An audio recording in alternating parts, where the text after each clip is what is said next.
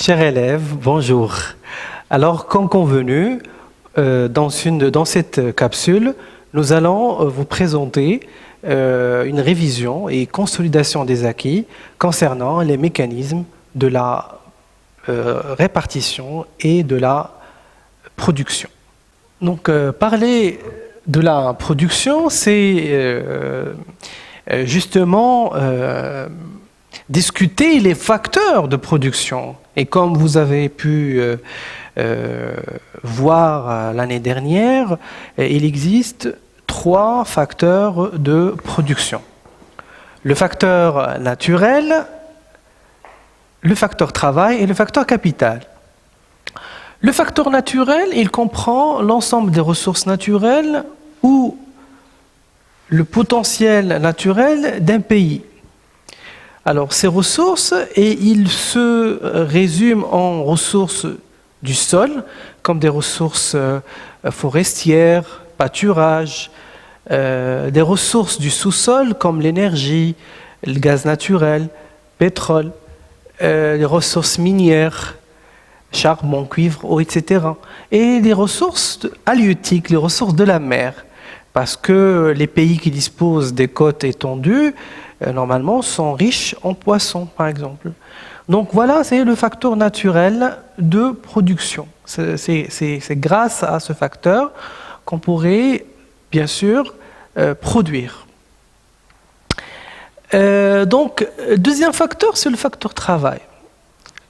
Alors, le travail est défini généralement comme l'ensemble des capacités physiques ou intellectuelles, ou les deux, que l'homme met en œuvre pour produire des biens et services. D'accord ? Alors, parler du travail, c'est bien sûr discuter une terminologie un peu précise. Premièrement, c'est quoi un actif ? L'actif, c'est une personne qui a un emploi rémunéré, c'est-à-dire une personne occupée, on dit occupée, ou qui en cherche un, c'est-à-dire un chômeur. Parce qu'un chômeur, c'est celui qui cherche un travail. Par exemple, un agriculteur, un chômeur, un enseignant, un professeur, un médecin. Alors, il y a le contraire, il y a le inactif. Donc, c'est le contraire, bien sûr, de l'actif. C'est une personne qui n'a pas d'emploi et qui ne cherche pas d'emploi. Donc, c'est normal, comme l'enfant de moins de 15 ans, comme les élèves, les étudiants, les retraités, et ainsi de suite. Il y en a des personnes qui sont inactives, qui sont en âge d'activité, ils ont 15 ans et plus, mais qui n'ont pas d'emploi, qui ne cherchent pas d'emploi. Ils font partie de la population inactive. Et bien sûr, il y a un actif occupé. Un actif occupé, c'est une personne qui a déjà un emploi. L'actif occupé plus l'actif chômeur, plus un chômeur, ça donne la population active. Donc, qu'est-ce qu'un chômeur ? Selon le Bureau international du travail, être chômeur, c'est tout d'abord être sans emploi. C'est la première des choses. On ne pourrait pas parler de chômeur si tu as déjà un travail. Deuxièmement, tu es disponible pour travailler. Et troisièmement, tu recherches effectivement un travail. Donc, 3 conditions, être sans emploi, disponible pour travailler et recherchant effectivement un travail. On pourrait bien sûr faire le calcul du taux de chômage. Le taux de chômage, c'est la population active en chômage, c'est-à-dire l'ensemble des chômeurs dans une économie, sur la population active totale. C'est quoi la population active totale ? C'est la population occupée plus la population en chômage. Voilà, c'est ça. Et puis multiplié par 100 pour pouvoir trouver un taux en pourcentage. Je vous invite bien sûr à examiner cette application. Il est demandé de dire s'il s'agit d'un travail au sens économique. Donc tout d'abord, c'est quoi un travail au sens économique ? Le travail en sens économique, c'est un travail qui fait l'objet d'une rémunération. C'est un travail qui est rémunéré. C'est-à-dire, tu travailles contre de l'argent. Je vous donne un exemple ici parmi les exemples. Cours particulier de mathématiques donné par le professeur Aziz. Donc, le professeur Aziz, il est payé pour ce cours particulier Du coup, donc c'est un travail au sens économique.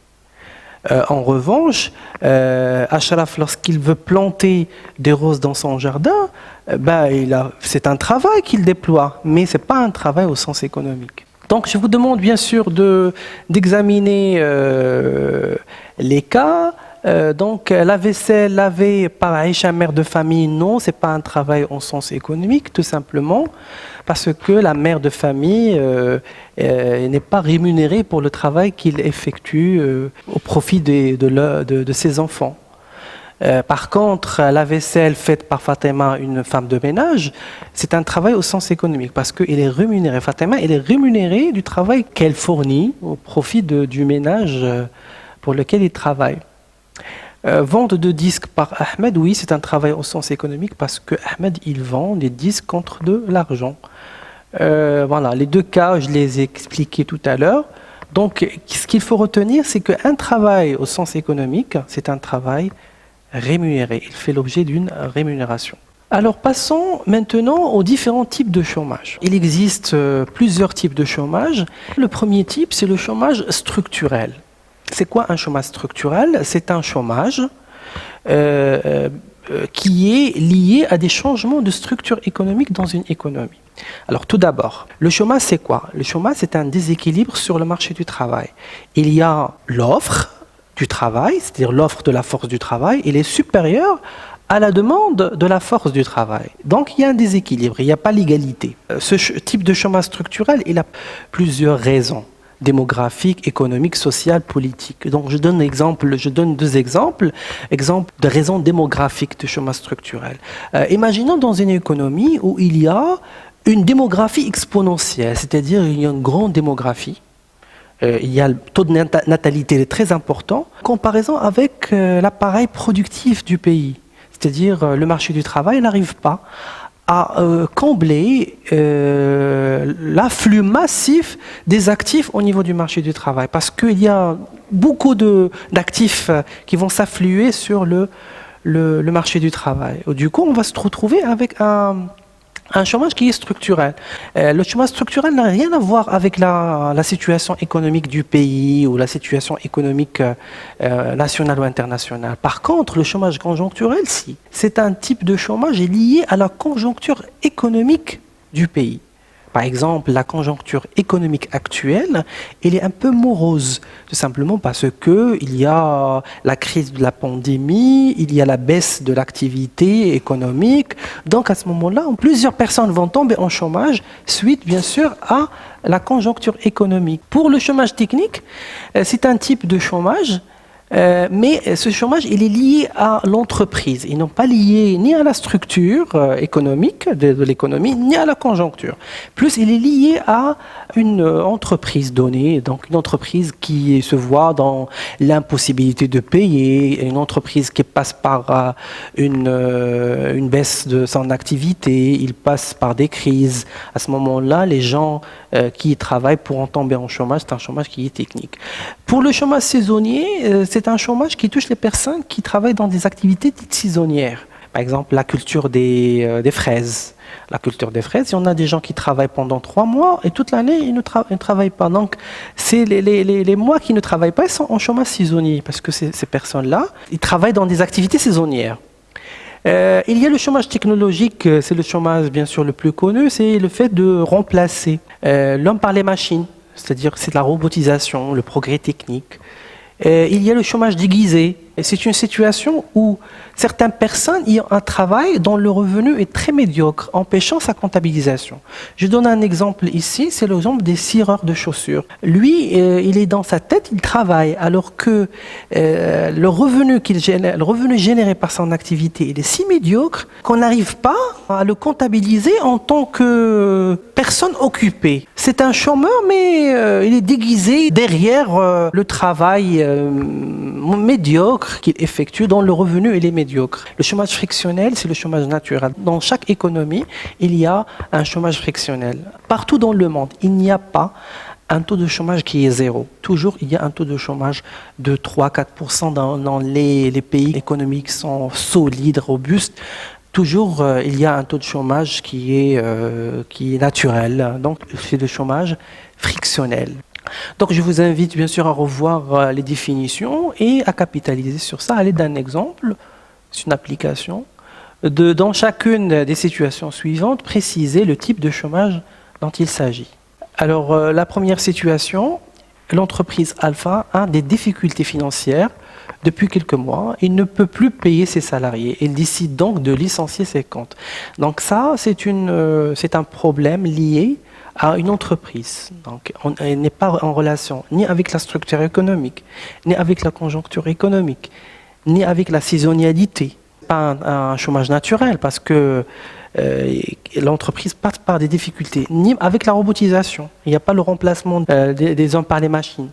Voilà, donc je vous laisse bien sûr réfléchir pour pouvoir me donner de quel type de chômage il s'agit. Deuxièmement, au Maroc, la crise économique actuelle liée au Covid-19 a poussé les entreprises à licencier plusieurs de leurs employés, surtout dans des villes qui sont industrielles, des villes touristiques comme Marrakech par exemple. Ahmed n'est pas satisfait dans son travail et décide de démissionner. Ça fait 15 jours qu'il cherche un nouveau travail. Quatrièmement, 30 salariés travaillent dans une raffinerie de sucre uniquement durant la saison mai, juin, juillet.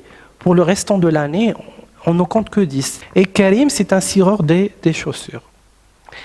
Alors voilà, c'est très simple. Le premier, c'est un chômage technique, tout simplement parce que le problème, il touche l'entreprise. Ça n'a rien à voir ni avec la conjoncture, ni avec la saisonnalité, ni avec la structure économique. Deuxièmement, oui, c'est la conjoncture économique, parce que la conjoncture économique actuelle, elle est un peu morose, ce qui a poussé plusieurs entreprises à licencier. Donc, c'est un chômage conjoncturel.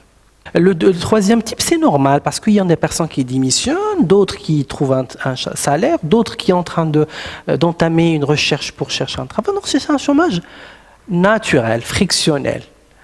Le quatrième, c'est saisonnier parce que l'entreprise, il va aller au-delà de sa capacité d'embaucher, au-delà de sa capacité de 10, il embauche 20 pour répondre à la fluctuation de son activité. Il embauche des salariés supplémentaires au mois de mai, juin et juillet.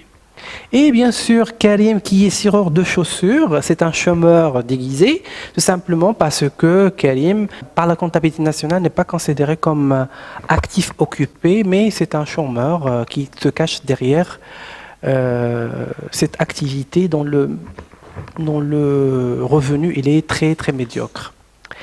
Passons maintenant au facteur capital. Le facteur capital, il désigne l'ensemble des biens et des services utilisés dans le processus de production. Les biens et les services, qui sont soit des biens et des services durables, ce qu'on appelle le capital fixe, comme par exemple les machines, le matériel informatique, le matériel de transport, qu'on le retrouve généralement dans les immobilisations, et les biens et services non durables, c'est le capital dit circulant, c'est-à-dire les matières premières. Les matières premières utilisées dans le processus de production. Mais pour faire la différence entre durable et non durable, c'est utilisé pendant au minimum une année. Par contre, non durable, il est utilisé dans un seul processus de production, c'est-à-dire une année, maximum une année. Et voilà, donc je vous demande ici de me dire s'il s'agit d'un travail, d'un capital fixe ou d'un capital circulant, le cas d'une entreprise de fabrication de verre. Le gaz, par exemple, s'agit-il du travail, du capital fixe ou de capital circulant? Le sable, machine à souffler, l'eau, l'informaticien, le directeur marketing, le chimiste, les emballages en carton, le four, la coupeuse, l'électricité, la camionnette pour transporter le verre. Voilà, ce sont les facteurs de production. On va bien sûr dire est-ce qu'il s'agit d'un travail, du capital fixe ou de capital circulant. Par exemple, l'informaticien, c'est du travail, parce que l'informaticien, il met à profit de l'entreprise son savoir intellectuel pour pouvoir produire quelque chose pour l'entreprise. Donc l'informaticien, c'est du travail. Le directeur marketing, c'est du travail. Et le chimiste, c'est du travail. Par contre, le gaz et le sable, ce sont des matières premières utilisées dans une courte durée par l'entreprise. Par contre, la machine à souffler, la machine achetée par l'entreprise va être destinée à être là dans plusieurs processus de production. Il va rester pendant plus d'un an, 5 ans, 10 ans, 15 ans, tout dépend de la durée de vie de la machine.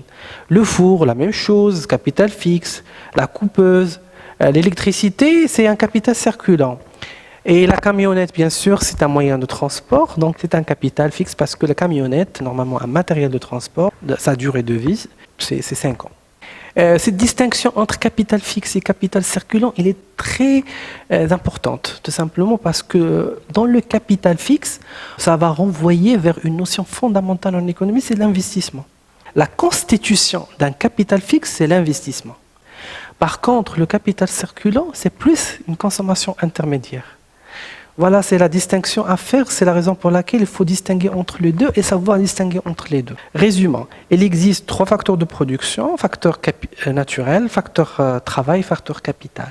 Le travail, il y a bien sûr la notion du travail, la notion d'actif, la notion d'inactif et la notion de chômeur.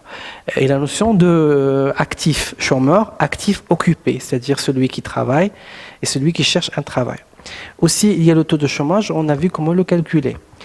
Aussi bien, on a parlé bien sûr du capital, on a distingué entre 2 types de capital fixe et capital circulant. Une petite remarque par rapport aux facteurs naturels. Actuellement, on parle pour les facteurs de production. Certes, il existe 3 facteurs de production, mais on parle actuellement que 2. C'est du travail et du capital. Et du capital, il y a 2. Capital fixe, capital circulant. Tout simplement parce que pour exploiter le facteur naturel, on a besoin de l'argent. Pour avoir, par exemple, du sable, il faut l'acheter. Pour avoir du gaz, il faut l'acheter. C'est la raison pour laquelle on l'appelle capital circulant. C'est pas gratuit, donc voilà. C'est une remarque un peu méthodologique. Passons bien sûr à la formation de revenus disponibles des ménages. Donc, c'est quoi le revenu disponible des ménages? Alors, la question que l'on pose, d'où vient le revenu des ménages? Le revenu des ménages, il vient de leur activité. Par exemple, un ménage qui est salarié, il va travailler dans une entreprise et il va gagner de l'argent. Donc c'est un revenu d'activité. Mais ce ménage, il pourrait avoir une propriété. Il pourrait avoir par exemple une terre cultivable. Il pourrait acheter des actions. Il pourrait avoir des dividendes.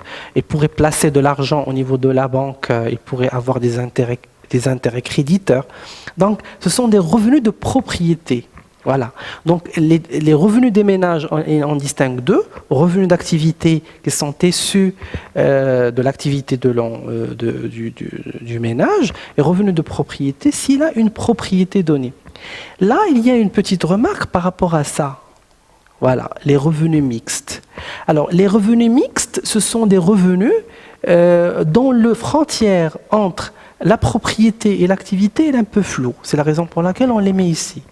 Je vous donne un exemple. Si par exemple, un ménage il a un salon, une femme coiffeuse, il a un salon.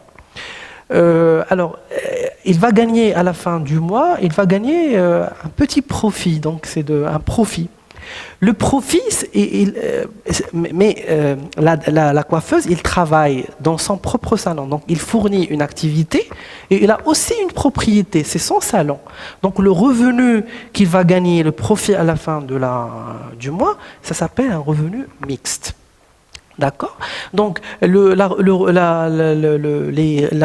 revenu primaire, il rémunère directement les facteurs de production. La répartition primaire, c'est la rémunération directe des facteurs de production. D'accord? Alors, on va donner un exemple ici. Vous allez bien sûr me dire s'il s'agit de me dire le revenu, la contrepartie et le type de revenu. Monsieur Al-Alami, directeur financier de l'entreprise Somatex, reçoit une rémunération de 15 000 dirhams par mois. Il est aussi propriétaire d'une terre cultivable qu'il loue à 30 000 dirhams annuellement. Donc, monsieur Alami, il reçoit un salaire, donc c'est une rémunération directe de son activité de 15 000 dirhams. Il a une terre cultivable, donc il a une propriété, mais cette propriété, il est loué à 30 000 dirhams annuellement. Donc Ali, il a deux revenus. Revenus d'activité de 15 000 dirhams et revenus, bien sûr, de la propriété qui est de 30 000 dirhams issus du fermage. Le fermage, c'est l'argent, c'est le revenu issu de la location de la terre cultivable. Monsieur Slimani, l'épouse de Monsieur Al-Alami, propriétaire d'un magasin de haute couture traditionnel. Donc Madame Slimani est là, un magasin de haute couture.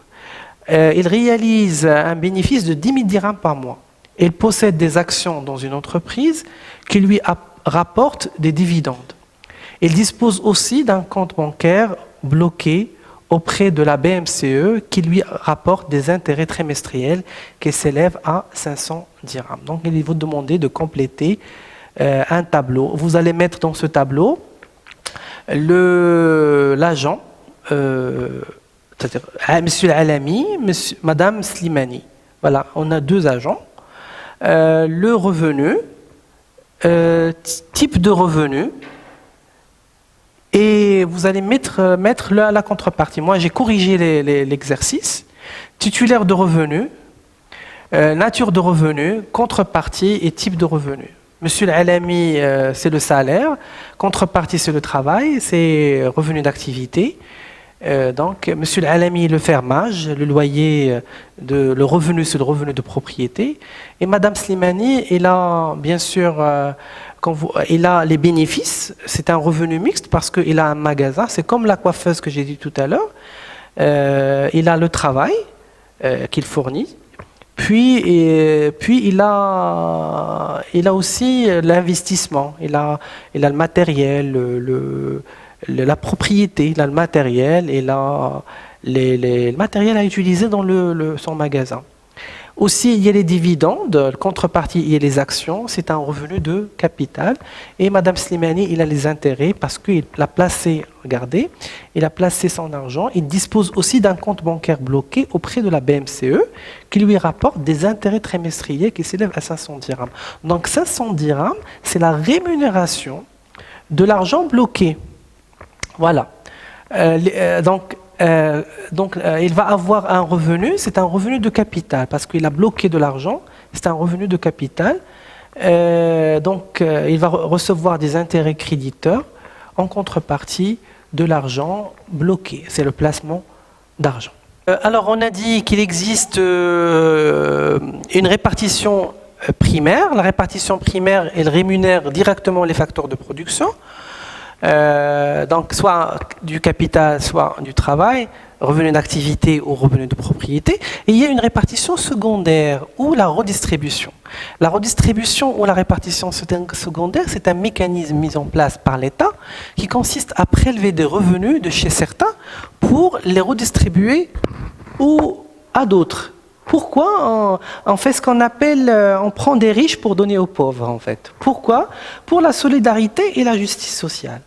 Parce qu'il y en a des gens dont le revenu il est faible, donc il fallait bien sûr renforcer le revenu. D'autres dont le revenu il est très important, il fallait bien sûr retrancher de leur revenu pour faire des transferts sur le revenu, faire des transferts sur le revenu modeste en fait.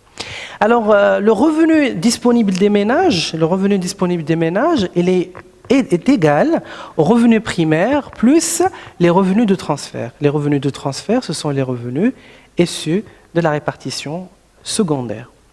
Par exemple, un monsieur qui va avoir son revenu, il va avoir des revenus de transfert sous forme, il va avoir la répartition primaire qui rémunère directement les heures de travail, plus le revenu de transfert en termes des allocations familiales ou d'autres transferts monétaires. Ainsi prend fin notre présentation. J'espère que cette présentation vous a été utile. Je vous donne rendez-vous dans une prochaine capsule concernant la consommation, l'épargne et l'investissement. Merci beaucoup.